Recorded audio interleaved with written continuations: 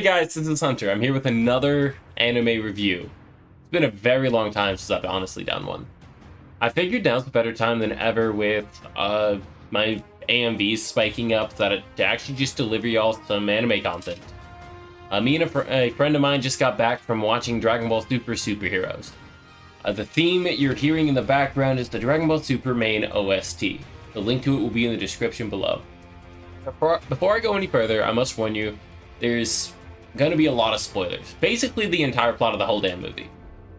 If you have an anime you would like me to review, leave it in the comments below and I'll work on that as soon as I get the chance. I'm very busy, I can't promise it'd be soon, but I do read every single comment I get, and I do try to like at least 70% of them. Now without further ado, let's get into it.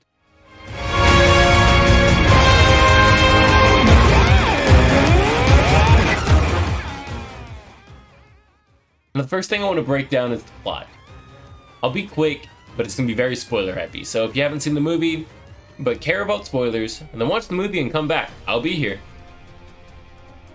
Alright, you watched the movie? Fuck yeah. Now buckle up, prepare yourself for a ride, as this movie was one hell of a roller coaster. First up, the plot. On Beerus' planet, Goku and Vegeta are training under Whis.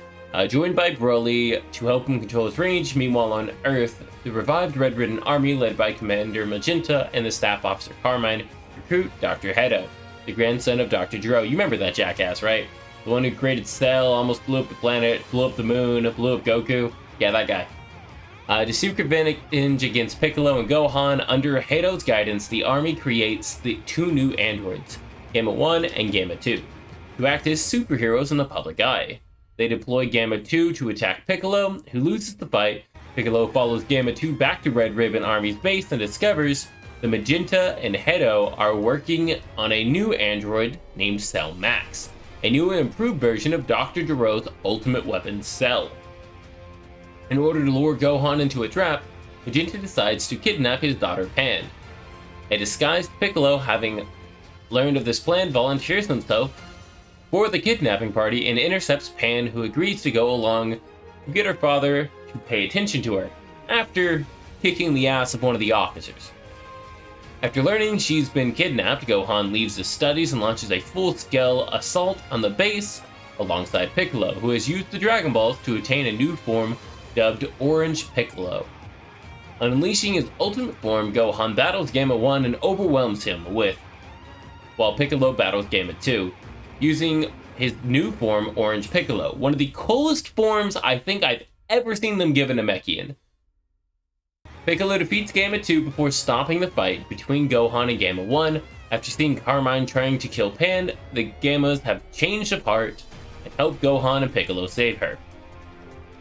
In a fit of rage, Magenta prematurely activates Cell Max, who would have predicted that, causing him to release a giant rampaging monster that kind of looks like second form Cell. Makes sense, as that was the creator's favorite. Hedo kills Magenta to stop this, but it's too late. Gohan, Piccolo, and Gammas, both joined by Goten, Trunks, Android 18, and Krillin, battle Cell Max. Gohan and Trunks fuse into Gotenks, fucking it up, as they haven't done in a while. They're also preteens now, and they're really tall, and I'm really sad we did not get to see that Master Form. A little depressing, but oh well. So they fucked it up. They managed to crack Cell Max's soul. If I had been real over, they cracked his soul, revealing that he does not have a healing factor like the original Cell.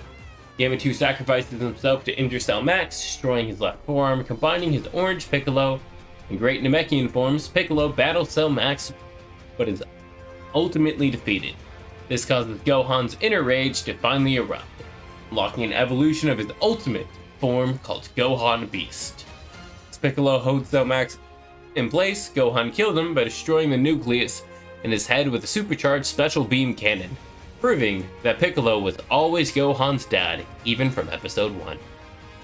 With the battle over, Gamma 1 and Dr. Hedo renounce their evil ways and join the Capsule Corporation, mostly to be Bulma's private, what is that called, a physician? Basically to give her constant butt lifts. Plastic surgeon. We got there. In a post-credit scene, Vegeta defeats Goku by landing a soft hit after both fighters exhausted all of their strength. In this sparring match, Vegeta gloats about his victory as an awestruck Broly and Lima look on, much to Chile's irritation.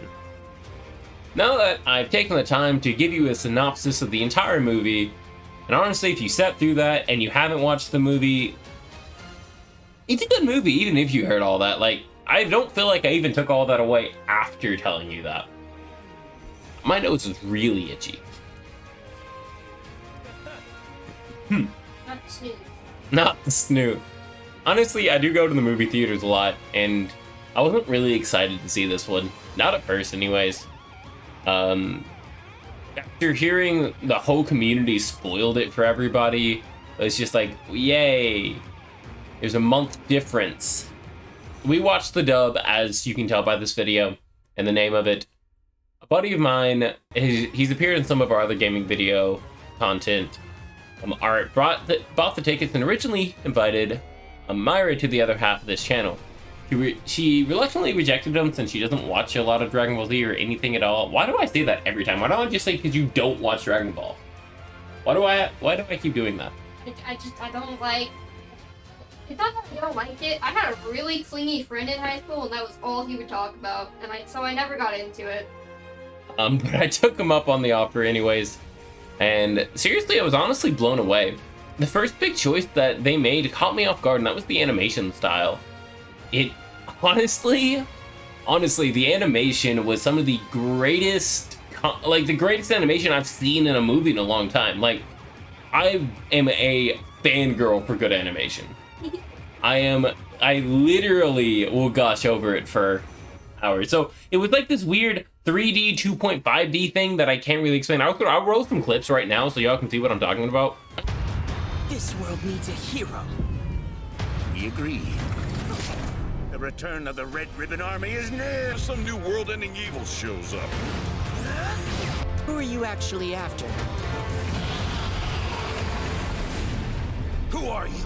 An old-fashioned superhero. The yes, animation, that's what.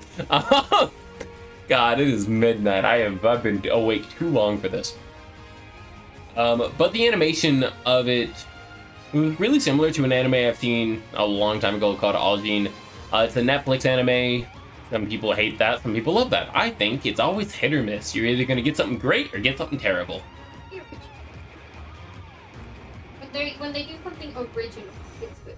Yeah, they struggle to adapt other people's content sometimes. Sometimes. They've done it really well in certain things. Like Cobra Kai. But different video. I could review that one for hours as well. Great, I'm crashing so hard.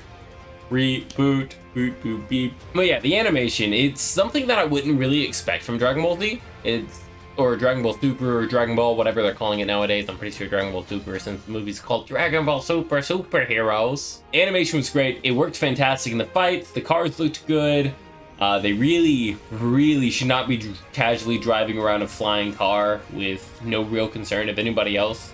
Or just crashing spaceships randomly through, and then they blame the Capsule Corporation for being the fucking aliens. You're the guys flying a UFO in like the 1980s. I think it's actually 2000s. I don't honestly know when Dragon Ball... You know what? If you know what year this movie takes place in the Dragon Ball community, let me know, because God am I curious, and I cannot be bothered to Google it. But yeah, animation was phenomenal. It was really smooth and really well polished. They also fixed something that has bothered me for a long time in the Dragon Ball community, and a lot of animes with main character syndrome, right? They have Goku, right? This is Goku. This line right here is Goku. This... Hold on. Added a picture on screen. Where you see Goku, he's sitting next to me on this couch, right? This Mountain Dew is his enemy. That is all. No one else gets to fight. It's just Goku. They get their ass kicked, and then Goku destroys them.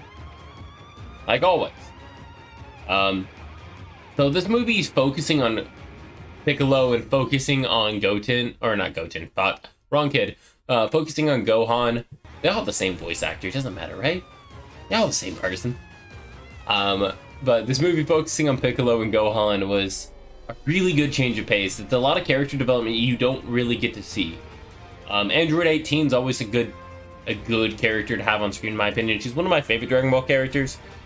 Krillin used to be my favorite, but I think nowadays it's Piccolo. Like, honestly, I love Piccolo, I love Gohan. Vegeta has a place in my heart, as I was once in my life a short boy with pride and anger issues. I relate really hard to Vegeta. Nowadays, I'm 6'3" with pride and anger issues. 6'2". Not great.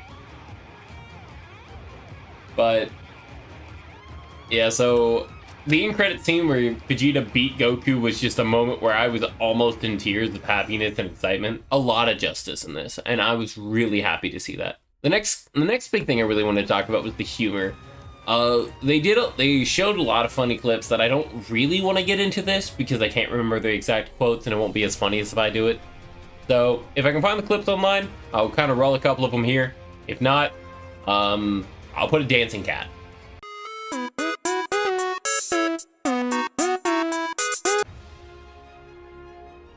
Welcome back. I hope you enjoyed that dancing cat because I guarantee I did not find any clips. And if I did, God, do I look like an asshole right now. Was a really nice dancing cat. They could have had it. If there was clips, then they didn't have it. Yeah, they could have had this dancing cat. Yeah, they I was gonna point at Ito that you're sitting in front of, but you know, I'll ignore that. Probably the funniest thing in the entire movie though was Piccolo summoned Shinron to give himself a power up, and Bulma and Shinron gave him 3 wishes. He wanted a power up and he was like, I'm done, that's it. Bulma was like, can I have the other 2 then? He was like, sure, fine. So the first thing she wishes for, like any woman in her 40s, a butt lift. He asked for her butt to be firm, and Shinron's response was fucking funny. He was like, that is easily within my power. Your butt is now firm. And she was like, oh yeah, it is. Then she uses her other wish for wrinkles, and the moment Shinron's gone, she was like, fuck! We could have actually brought Vegeta and Goku to us, but we didn't. And I'm stupid for it. And if I can find that scene, I will put that one here too, because that scene made me laugh. To wrap this up, kind of closing statements here. I think using the Red Ribbon Army was really smart. Using Cell to develop Gohan was really fun, because it's the second time he's had a lot of character development. It was another Gohan arc, or another Cell arc, and I really appreciate that kind of comparison, that drawback. Dragon Ball for me has always been a bunch of goofy adventures with goofy kids, then goofy grown-ups, and their friends rising to the occasion to save the world, and I think they captured that really well here. As much as they want to rely on Goku and Vegeta, they can't get in contact with them, they have to push themselves and actually grow and develop, and it captures the nostalgic feel of both Dragon Ball and Dragon Ball Z. Well, as well as keeping up with modern day animations. On a scale of 1 to 7 Dragon Balls, I'd honestly rate this I'd honestly rate this at least enough Dragon Balls to give Bulma another butt lift, because you know we all want to see that scene again. Thank you so much for watching. It means a lot to me to grow this channel. The next review I'll be doing is a One Piece Film Red review. Don't forget to like, comment, and subscribe, and hit that bell so you get notifications. Socially Awkward Butterflies are out.